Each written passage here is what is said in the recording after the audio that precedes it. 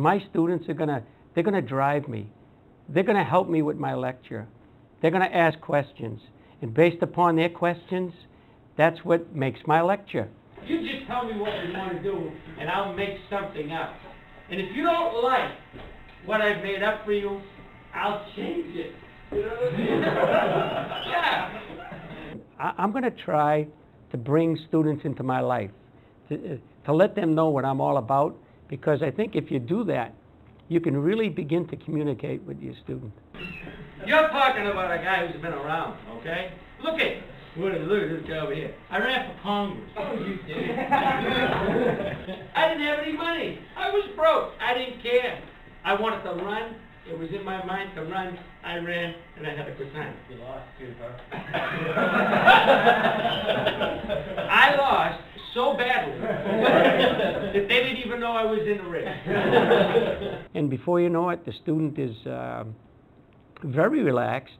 And when a student becomes relaxed, they become receptive. And when I sense this, I just go right after them.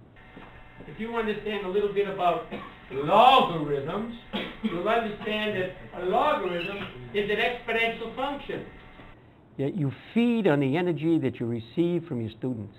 And if you can get them going, then that energy comes back to you. Then before you know it, you're just off and going. And you don't know where you're going.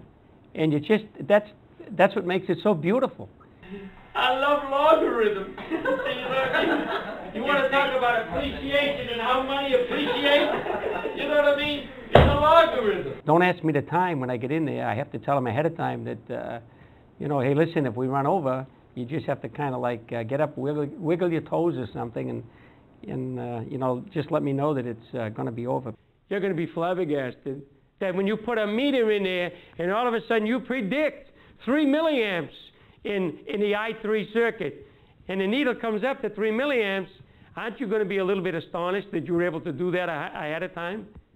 And how many people could look into those branch points and detect?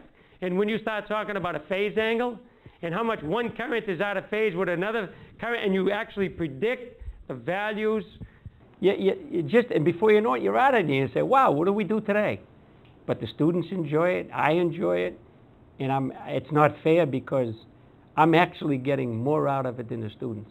Every time I go in there, it's a different feeling. It's a whole new world for me.